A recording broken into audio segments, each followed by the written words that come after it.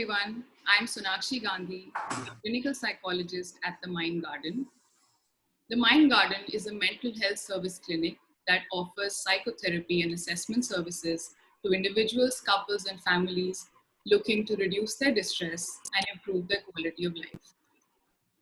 The difficult and uncertain times that we are seeing today can make people feel low, slack, unaccomplished, and unproductive. This may contribute in a substantial way to deteriorated mental health and associated issues such as anxiety and depression. It becomes important to then figure out ways in which we can focus and handle the things that are within our control to feel more productive and, as a consequence, to improve our well-being. To this effect, I have here with me a very special guest, Mr. Sandeep Jain. He is a strategy consultant and a leadership coach and runs his own boutique consulting company, Value Unlocked, that partners with organizations and people to help them with their transformation journeys.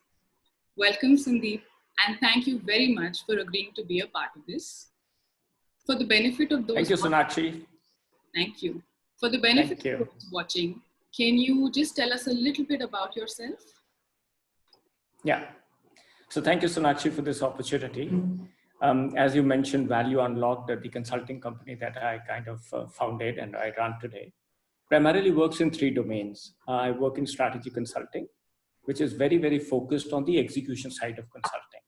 And primarily the work that I do there is about getting companies strategy roadmaps, which they have, and helping them implement those strategy roadmaps.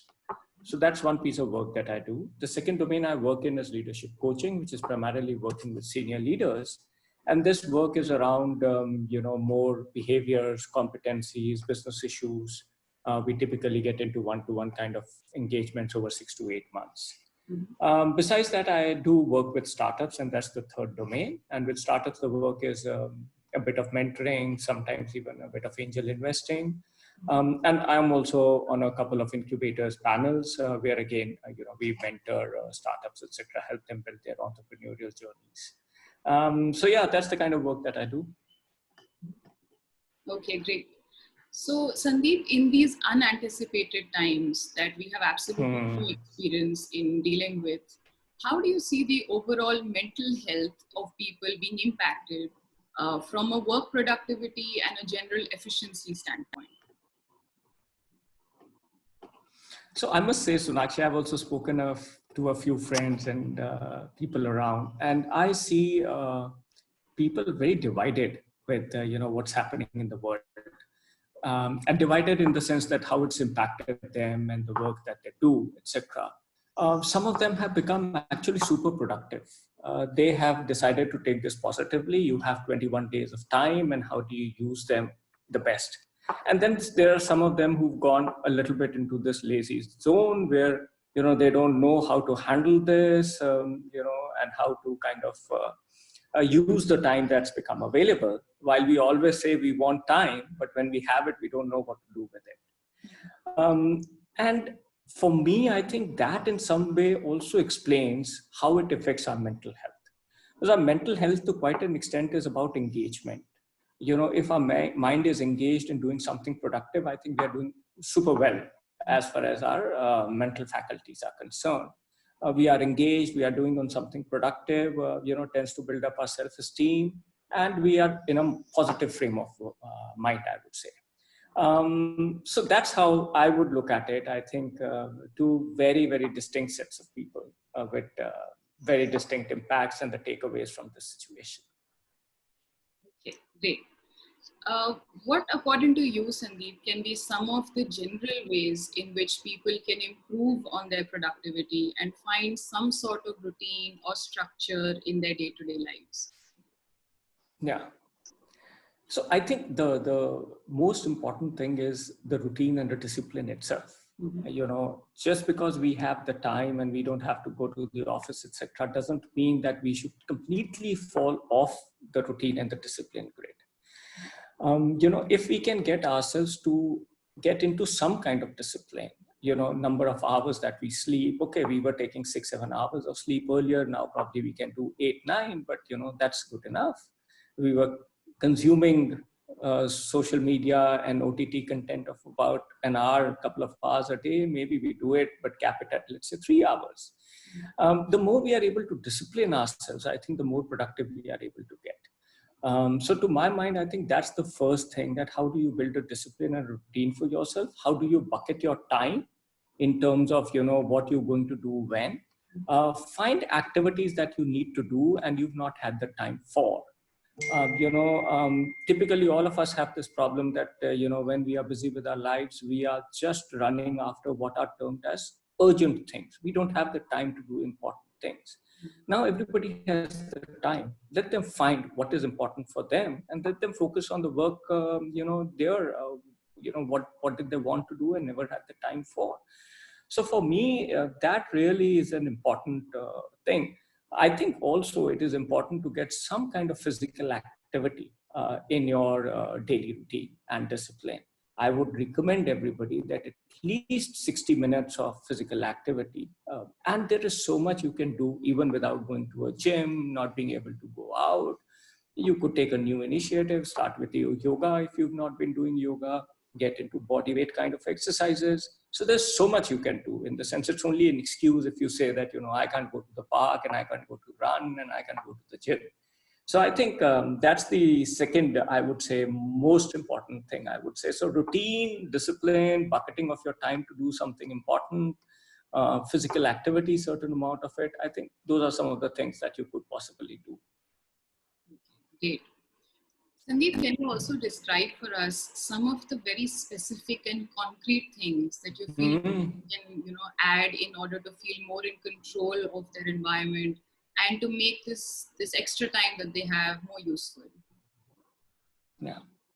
So I think to me, it's very interesting. If we wake up in the morning with a certain purpose and go to bed having achieved that purpose, I think it's a great way to spend the day and, end the day on a note that you've been productive. Some of the things that come to my mind, and I think it would be on the agenda of most of the people, and they may not have had the time to do it. I think find the time to declutter. You have the time, declutter, your cupboards, your files, financial files. A lot of people have not organized their financial information. And this is the time to do it. Organize all your insurance policies and mutual funds, etc., etc. Make sure that all your tax returns are in proper place. Everything is kind of organized. And shred all those, superfluous papers that you've been carrying and the baggage that you've been carrying all these years, I would say. And similarly, it goes for clothes when I talk of decluttering. So I think these two come to my mind immediately in terms of specific things. And then there would be things like, individual to individual, obviously try and add some value to yourself in the 21 days that you have. Have you set yourself a learning agenda? What is it that you want to do in these 21 days? There are so many free online courses available today. Most of the companies have open free courses actually. Find the right kind of course to pursue. Do that. Add to yourself. Read.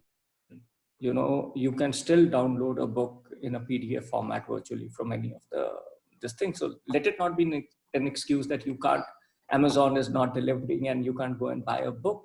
Just download it. You may not like that format of reading, but that's okay. In the sense, you will still be able to use your time productively. You may be working on a business idea or maybe wanting to work on a business idea, never had the time to do it. This is the time for you to do your research, put your thoughts to paper. When will you get time like this? So, and the list goes on and on, it depends a little bit for every individual. And, I think the only recommendation is, think back. What is it that you wanted to do and you never had the time? This is the time to do. Right? And I think also an important thing is to remain a little bit socially connected through video calls, talk to people on the phone, etc. I think, and especially I think, and you spoke about mental health earlier, I think the challenge is a little bit with people who are all by themselves.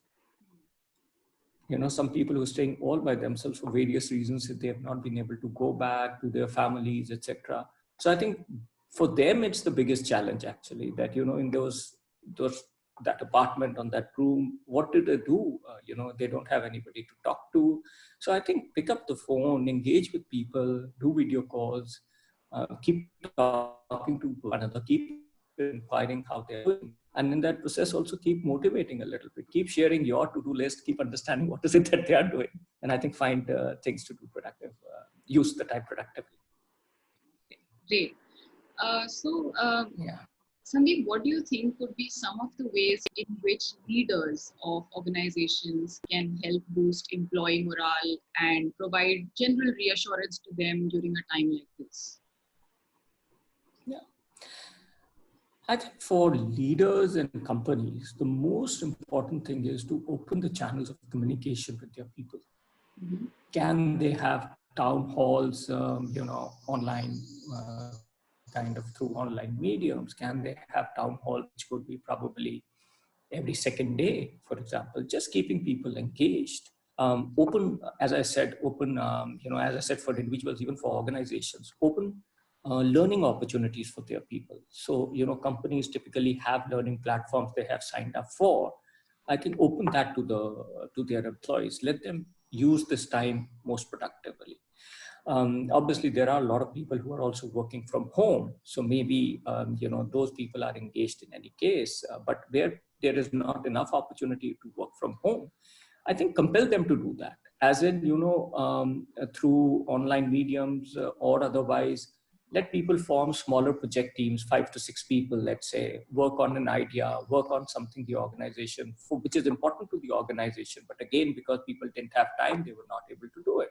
Let those 5 or 6 productive team members work on a particular project, where they can engage with each other, brainstorm, and remain productive, and at the same time find a social connect with their colleagues, which obviously is something which all of us miss when we are in a situation like this. I think, and lastly, somehow give them the, I think, and this is a difficult one because there are smaller companies which have difficulty doing that, but certain amount of financial security to people. And I think there are organizations which can afford to pay and who will pay, most of the salaries, etc. But there could be organizations, smaller businesses who can't afford to do that. Let's say who run on a day-to-day cash flow basis. I think those smaller companies also need to engage with their employees and tell them, okay, we will get into an arrangement. We will pay you some salary now. We will defer some part of the salary. I think the senior management in most of these companies should actually take the lead of taking smaller cuts in their pay, etc., just to set the path and the vision for others. So I think financial security is obviously something we know that even when the lockdown lifts, it's not going to be a quick return to normalcy. It's going to take a period of time. So I think, yeah, if companies can address the issue of financial security, I think that's going to be important aspect of, let's say, this situation that we have today. Yeah. All right. Thank you, Sandeep, for these extremely insightful points. These can definitely help in regaining a sense of control and feeling more empowered, which is something I think we all desperately need at a time like this.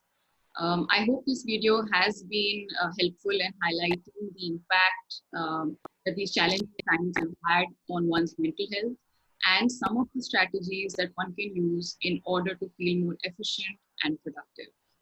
Thank you, Sandeep. Thank you so much. I think wishing you and your audiences all the best. Stay safe, stay healthy, stay productive. Thank you.